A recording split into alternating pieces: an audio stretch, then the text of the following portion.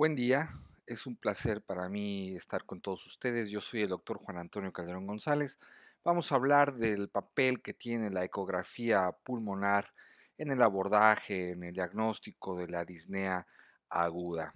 Debo comentarles primeramente que no tengo ningún conflicto de interés para esta charla.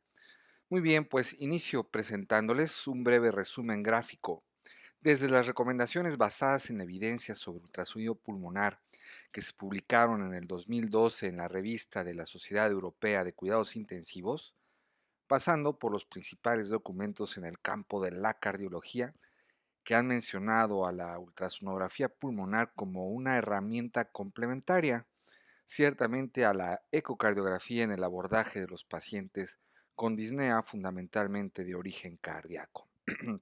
Como sabemos, colegas, la ecografía pulmonar está basada en artefactos, ya que debido a la velocidad de propagación del sonido en el pulmón, la densidad del pulmón y su impedancia acústica, realmente no es posible visualizar su estructura o morfología real, no al menos cuando el pulmón se encuentra en condiciones de aireación normal. Así pues, el primer artefacto a identificar es lo que se denomina línea pleural, la cual es una línea hiperecogénica, como ven en la pantalla, producto de la concentración de sonido en la superficie pulmonar, ya que tal superficie funciona, digamos, a manera de un espejo. Además, este artefacto, esta línea hiperecogénica es móvil debido al aire dinámico en la superficie pulmonar en cada ciclo respiratorio. Otro artefacto a identificar en el pulmón normal, compañeros, es lo que se denominan líneas A.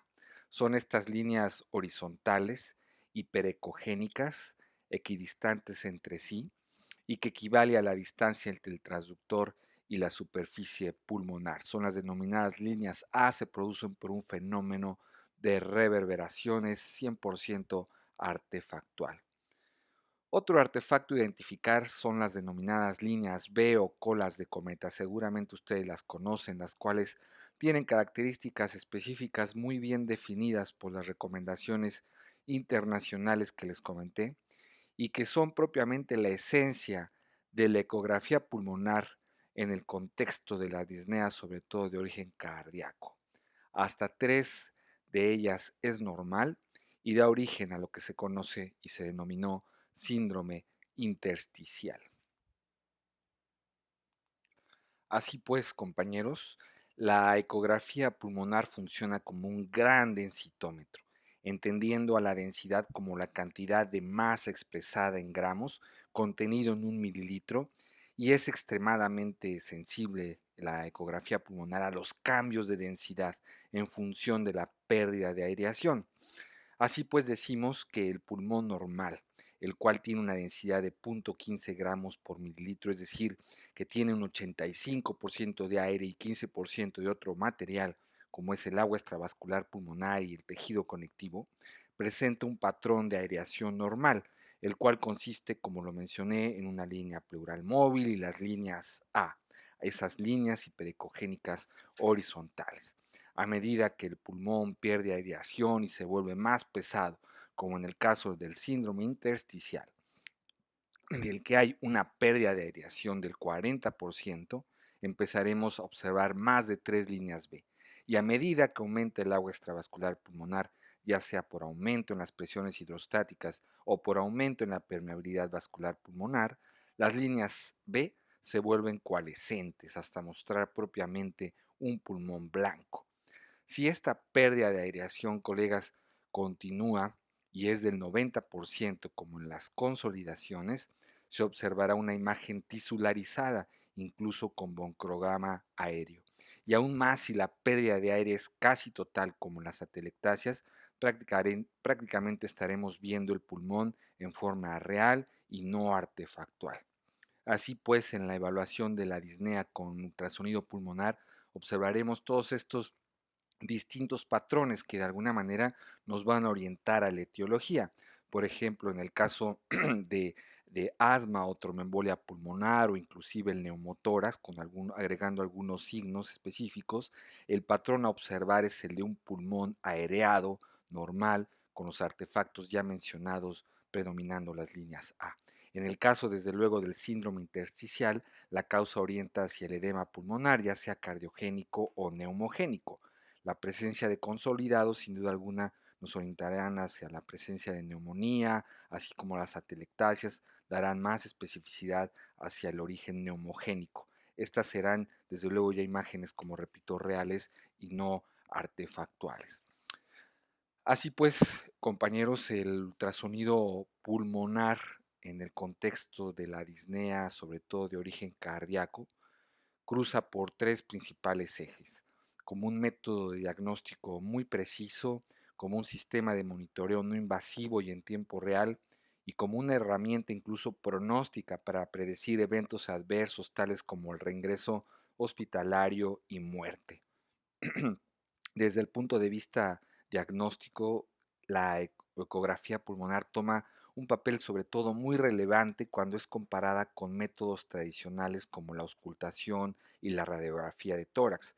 En el caso de la auscultación y sus signos clásicos como los estertores y las sibilancias, se ha demostrado curiosamente que su principal valor radica en la ausencia de estos como forma de descartar la congestión.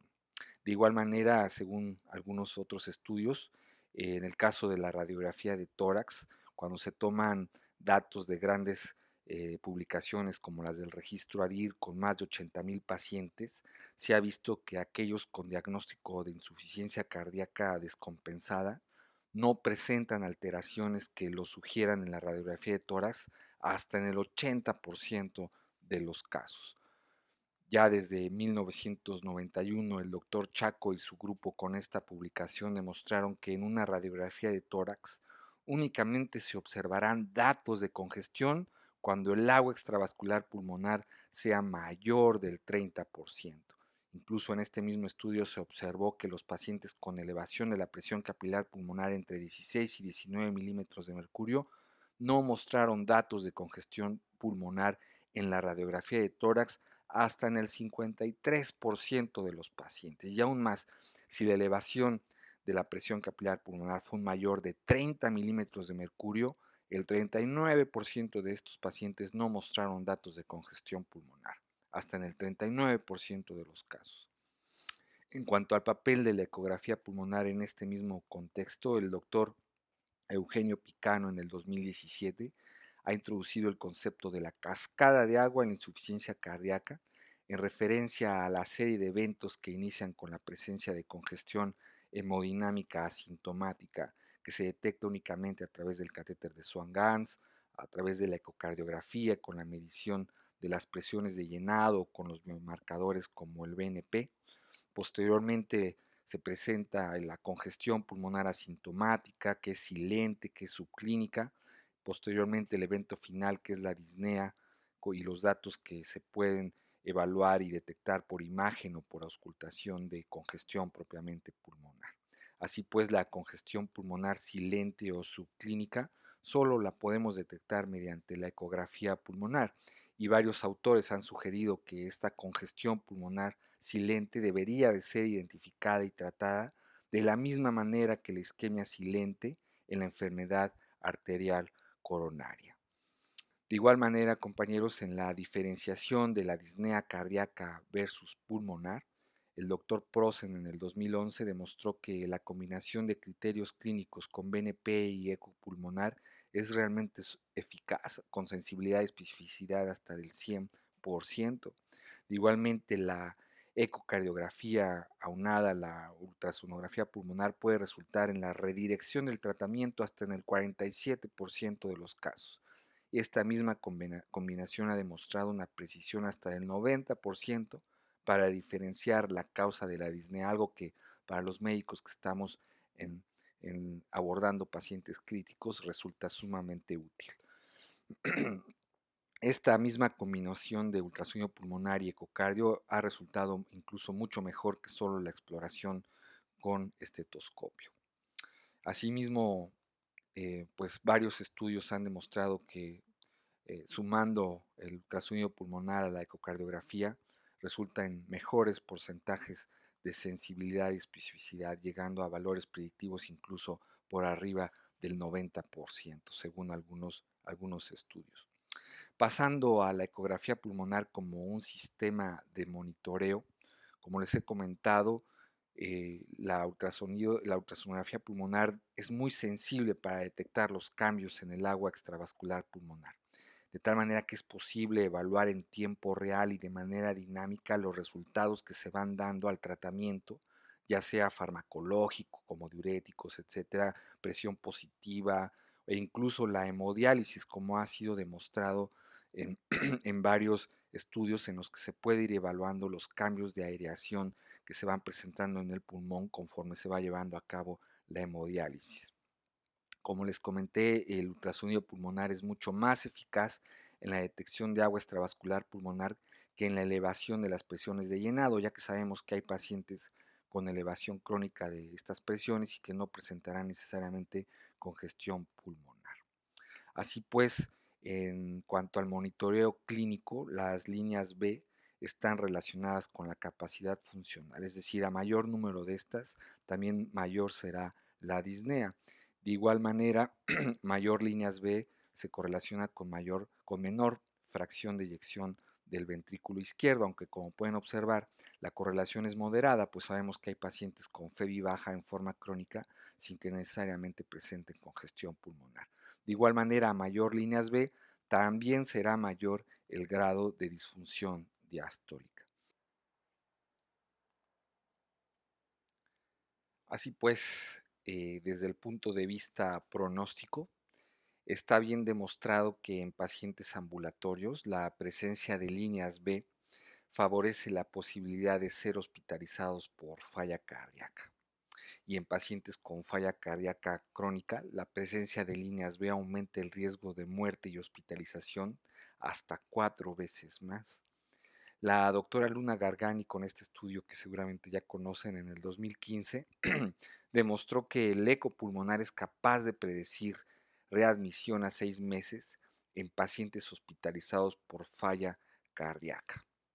De manera similar, el doctor Coiro y su grupo, a través de este estudio, señalaron a la congestión residual evaluada por ultrasonido pulmonar como de alto valor predictivo de reingreso y muerte.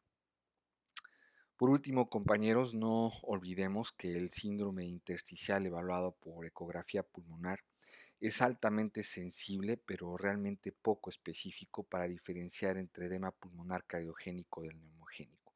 Sin embargo, sí es posible hacerlo con gran precisión, tomando algunos datos que han sido ya descritos por los doctores Copete y Soldati, como son la presencia de irregularidades en la línea pleural, una pleura enferma, engrosada, se dice que es altamente eh, específica para un edema pulmonar de origen neumogénico. Igualmente un patrón heterogéneo combinándose un patrón aireado con síndrome intersticial, prácticamente es patognomónico del edema pulmonar neumogénico de distrés respiratorio agudo y desde luego la presencia de consolidaciones pues aumentan mucho más la especificidad.